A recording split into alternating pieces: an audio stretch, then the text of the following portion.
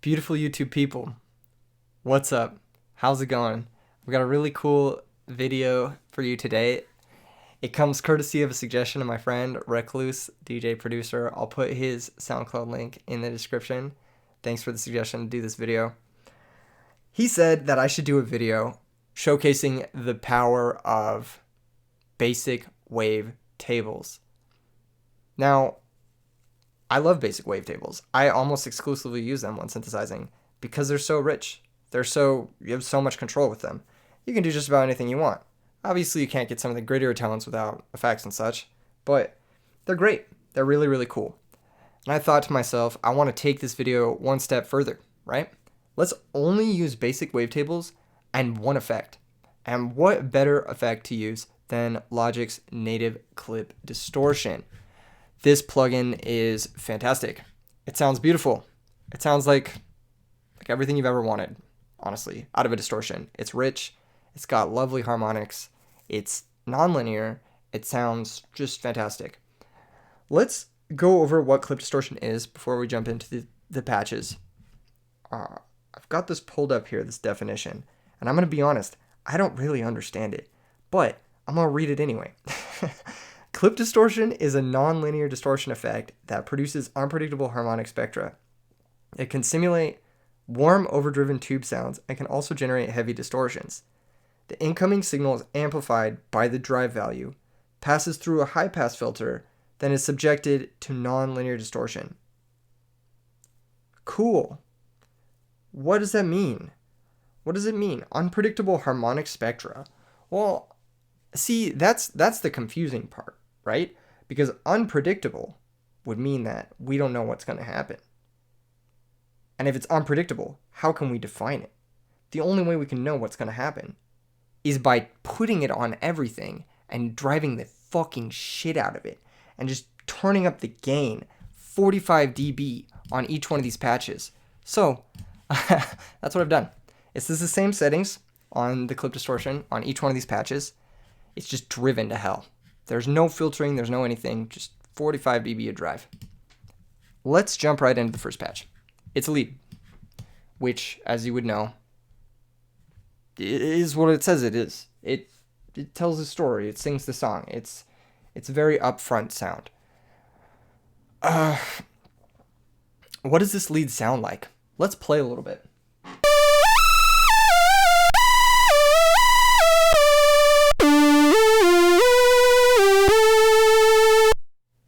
Kind of cool. It's got some portamento. It's got this cool third degree of motion, which I think is an invaluable part to sound design. I'll go over that in a second. And not much else. It sings. It sounds like it'd cut through a mix, and it sounds great. Honestly, I'd put this in a song, straight up.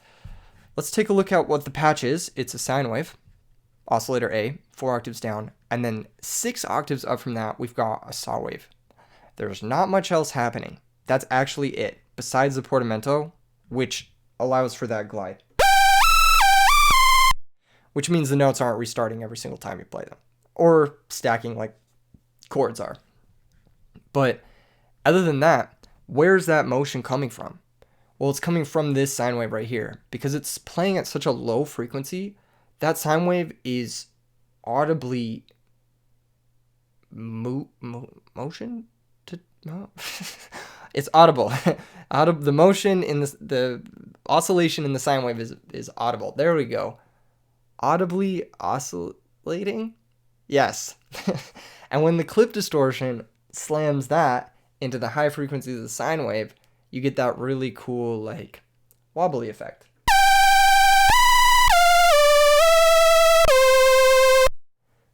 Very cool. Very sweet. Now, how does this sound without the clip distortion? So we can kind of get an understanding of what the effect is doing.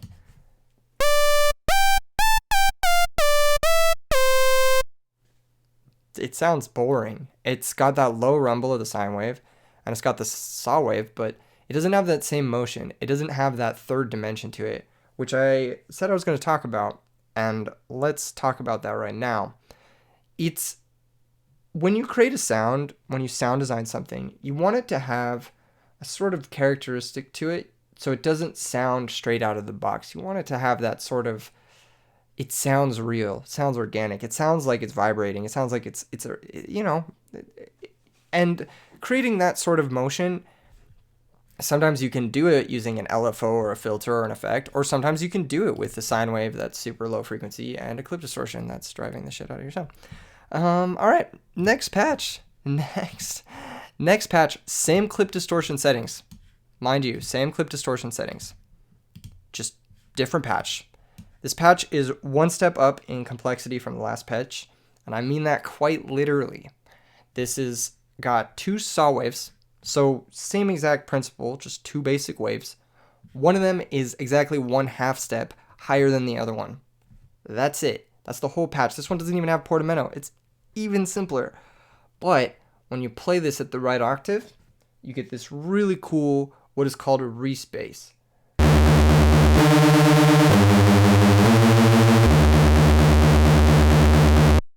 And that's partially in fact to do with the 1 semitone difference in the oscillators, and also partially in fact to do with the clip distortion.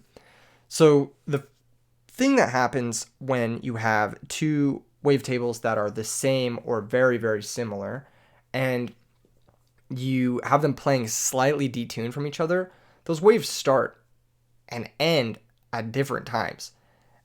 But during some of those times, they align. And that's where you get that sort of out of tune phasing sound, which is where the sound waves cancel each other out, and then they come in and out when they are in phase and out of phase, which is a really cool effect. It's really, really cool.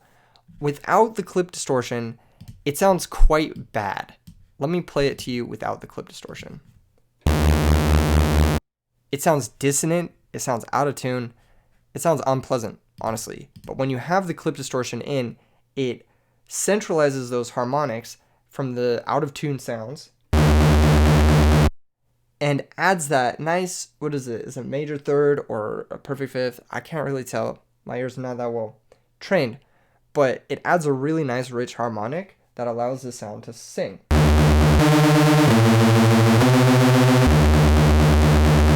If you listen carefully, you can pick it out.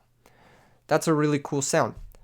Now, if you've been following along this far and you want any of these patches, I'm going to include all of them in the description below. So make sure and leave a subscribe, leave a like, show some support, show some love, and pick up the patches. They're all really basic too. You could just follow along in the video and copy them. There's not really much to go over.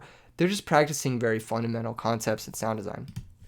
The next one goes a little bit more into enveloping.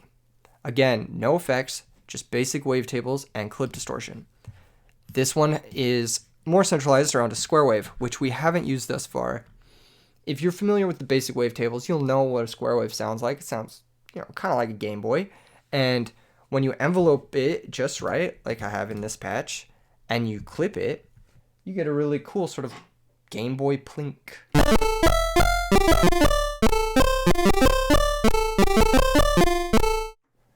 Which is a really cool sound. Without the clip distortion, this just doesn't work.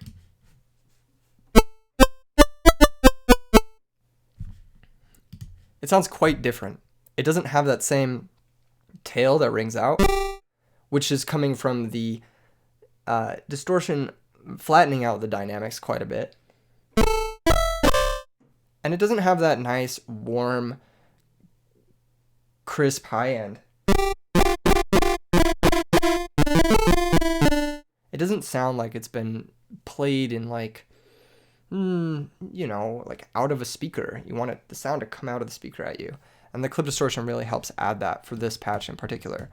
This one's cool. Let's talk about the enveloping, because that's really where most of this comes into play. The first envelope is this one here. It's quite short, and it's on the octave. So what's happening is the beginning of the note is playing a higher octave, and then as this envelope progresses, it starts to play a lower octave. Or maybe it's a lower octave than a higher octave. I don't really know. Let's check. Yeah, it is. It's a lower octave than a higher octave. My bad. I got that confused. Anyway, and then this one is shaping the amplitude. So this is when the sound comes in and goes away. But since the distortion is slamming this, even this tiny amount of volume down here is made audible up here due to the like natural compressive effect of the distortion. Quite cool. Now this sine wave oscillator isn't actually adding much but some low end energy, really. If you switch it off, you'll notice it's not really adding too much, but it is the difference between, it adds a little bit of grit, adds a little bit of that low end energy, and I would add that if I was going to put this sound into a song. It gives it a little bit more of that third dimension that I was talking about earlier, which I didn't really explain too well, but you know, hey, hey, there you go. Give your sound something more interesting than what it is, if that makes sense. Next patch. This one is cool. This one's a 2-for-1. This one's got an 808 function and a laser function. Now the 808 is kind of, it's not your traditional 808. It's obviously a very driven 808, but it's hard. It's hard as fuck. You know what I mean? Like you hear that bass and you're just like, oh, it's going off in the club. You know what I mean? Pretty dope stuff. Let's talk about what is generating this 808 sound. We've got this envelope here. Well, let's talk about the oscillator first, I guess. It's just a sine wave. That's it. Again, basic wave tables. We're not doing too much complicated stuff here. The LFO1 is where the entire movement of the sound is coming from. This is on the master pitch, which you can do inside of Serum. If you go to the matrix and set your modulator and set to global master tuning. It's a very useful function. You can do this in just about any other synthesizer as well. So don't feel like intimidated by this. This is just an envelope on the pitch. And that's what's creating that sort of very rapid drop sound. That's almost like the pluck, like the beginning of the 808, and then this like decaying like slide downwards. That's what's creating that sort of sound. Now, if I switch oscillator B on, which I've done just now, it becomes a laser, which sounds like this. And that's destructive. Like you hear that at the rave and you know it's going down. The beat is going in if you hear something like that at the rave, like god damn. Anyway, and this is a lot from the clip distortion. Let's play the 808 without the clip distortion before we get into the laser. Like A-B it. So this is the 808 without the clip distortion. If you don't have nice headphones, you don't have nice anything, it's not even audible. It's one frequency. It's a sine wave. But with the clip distortion, you get all those nice harmonics, and they sound fat. It sounds really cool. This laser sound, let's jump into it. The laser sound has that low end energy of the sine wave being slammed into this high frequency, 4-octave higher saw wave. And the major, most important part of this is that there's 14 instances of the sine wave happening in unison, and they are detuned. So they have this sort of natural chorus effect. It sounds like there's a ton of them happening at once, which is cool, and they're phasing a little bit. And then when that really powerful low frequency mono sine wave slams into that stereo saw wave, it sounds really, really nice. And naturally, because this is part of the synth itself, it is also getting affected by this envelope on the master tune, which is creating that attack to that laser, that pew sound to it, which is tight. I fuck with the sound. I'm gonna put this sound in the track, honestly. The next one is a horn. I've labeled it horn destruction, which means it's like not quite a horn, but it's like, it sounds like a really destructive horn sound. And I believe this follows some of the same principles as the previous laser sound. Actually, you know what? We didn't play the laser without the distortion. Let's play the laser without the distortion. Oops. Oscillator B is not turned on. It sounds really flat. It sounds really like basic bitch. Like it sounds like, you know, like a Vengeance sample. Like something you'd hear in like pop music in like, not even in the 80s, honestly, because they'd be doing hardware shit in the 80s. It doesn't sound good. It sounds very plastic.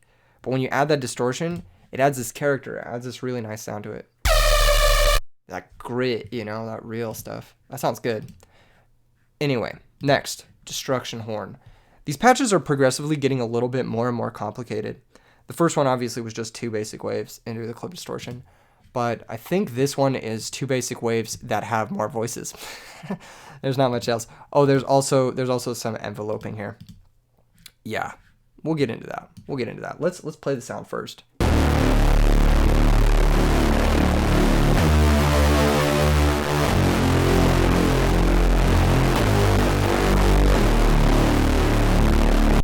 Yeah, it's like a destruction horn. It doesn't sound quite like a horn, like a brass sound, but it sounds similar, and it has that sort of effect. It fills that sort of role. This is very similar to the laser. I think I duplicated the laser patch and then worked off of it for this. This one has that sine wave just coming in for an instance to give that sort of like breath to the horn.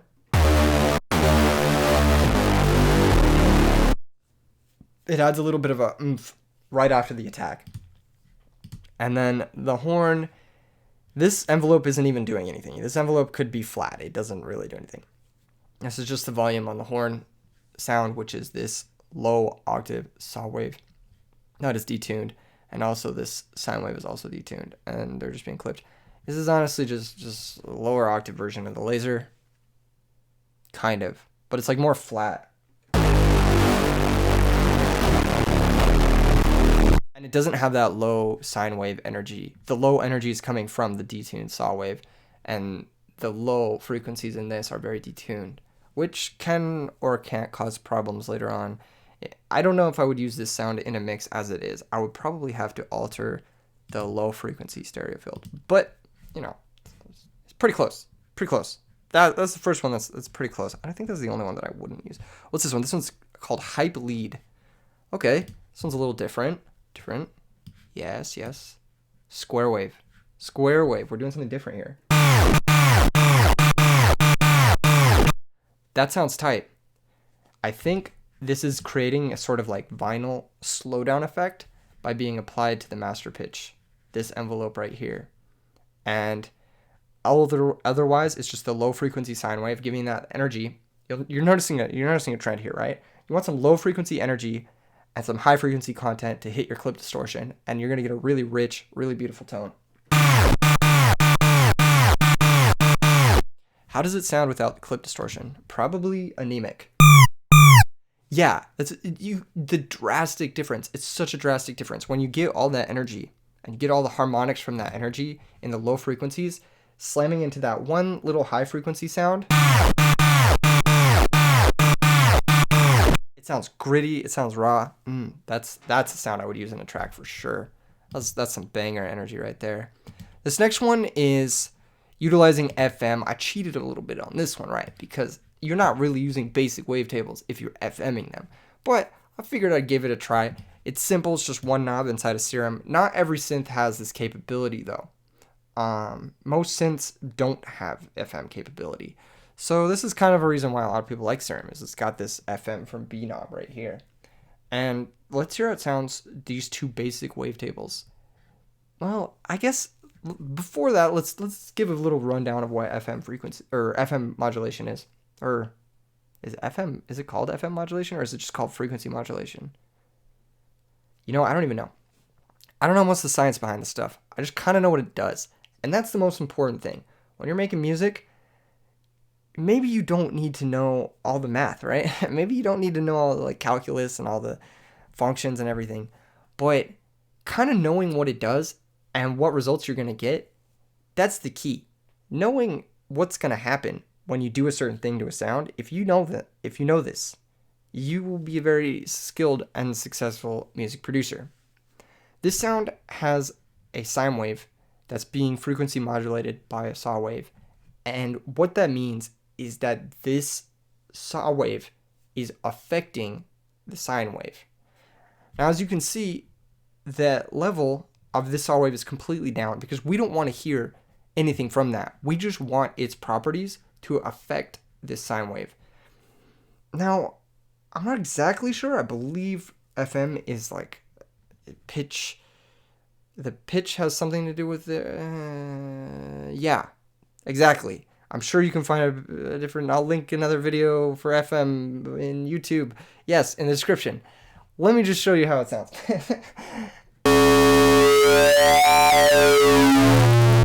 So when you increase the amount of the frequency modulation, it kind of has a pitch rising effect.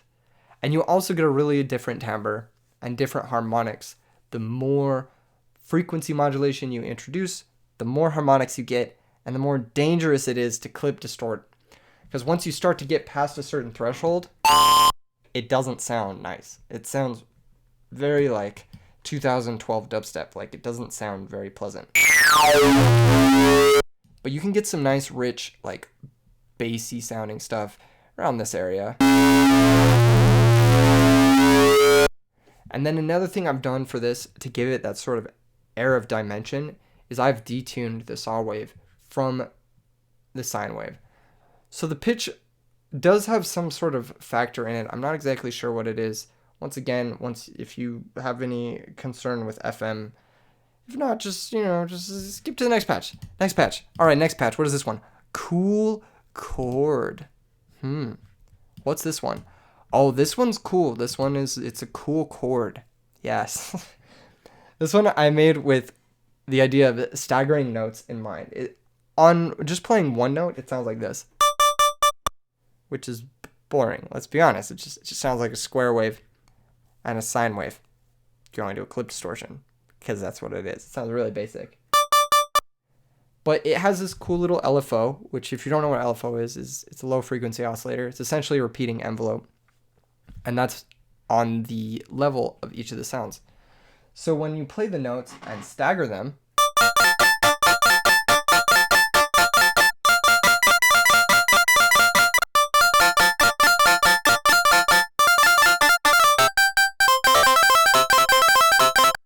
you get some cool effects. You get kind of like a stagger, like a delay, just like this really glitchy sounding stuff. Nothing too fancy unless you start adding other effects. But you can get some cool stuff. For example, if you play like a 7 chord, right? Or even a 9 chord. Or even more. All of a sudden you have this really cool like lasery effect. This one, I believe the clip distortion is doing the least on, but I could be wrong.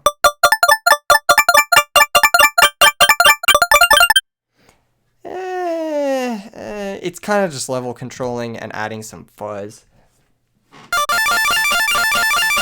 Makes it sound a little bit more like a guitar going through an amp. A little bit more amped. A little bit less, clean. I'd use this in a song. I would. I'd probably put some reverbs and stuff on it too. Create a pad out of it.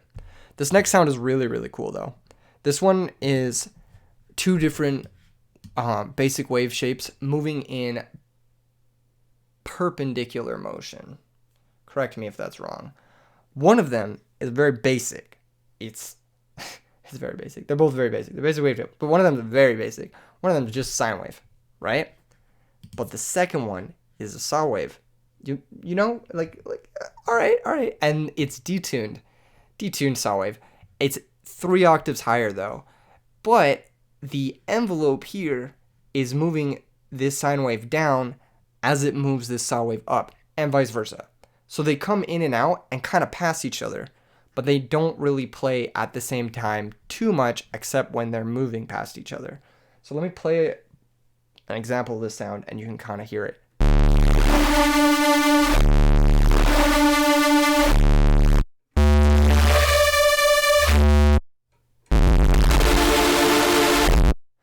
This sounds cool. It's more for like cinematics or like game stuff. But you could put it in like a dance music song for sure. Another thing that I would probably do is add a reverb, and you don't have to do this, but you could also add the envelope to a reverb like this. And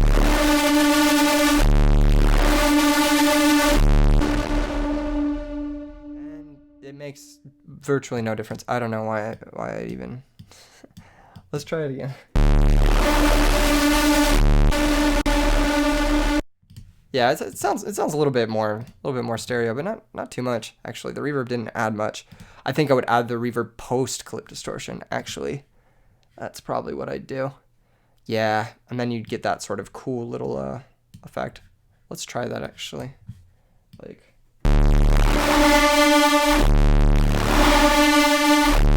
yeah, that sounds tight. That sounds really cool. I'll definitely use that. This is definitely one of those concepts, the perpendicular motion into a distortion. Very cool fundamental stuff.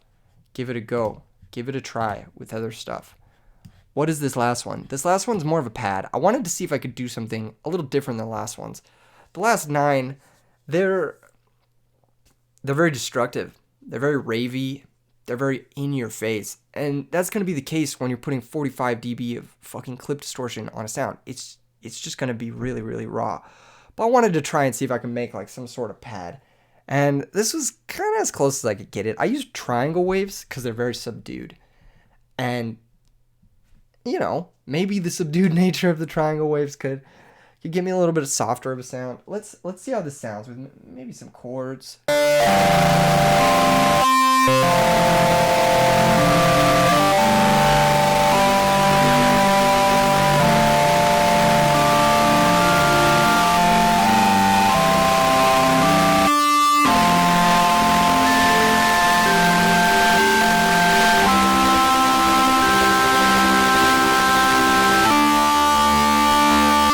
It sounds sick, actually. You know, with a little bit of filtering, let's see if we can get it to sound kind of softer with just a tiny bit of filtering. Let's take an EQ, really simple stuff, right? Just cut off all the low ends and cut off some of those really, really harsh highs. Just do like a little bit of a bandpass filter here and see if we can't get something really soft out of this.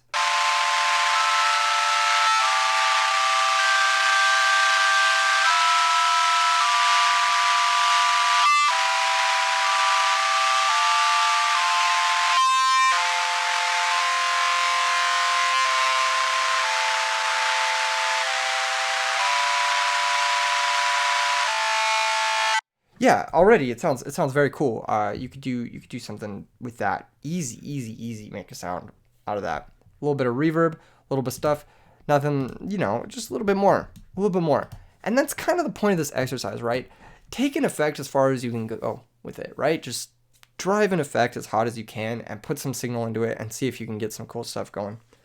But ultimately, when you throw this on a song, you're not just going to use the basic wavetable and the clip distortion. Maybe you will. But you can add filtering, you know, you're going to end up mixing it. It's just cool to see how close of a workable sound you can get with very, very little things. Let me know if you guys enjoyed this video. Again, I'll leave a link for the patches in the description below. I will also leave a link to the person who recommended me doing this video below.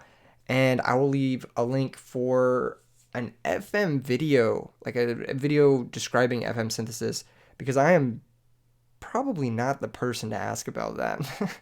Take it easy, everyone.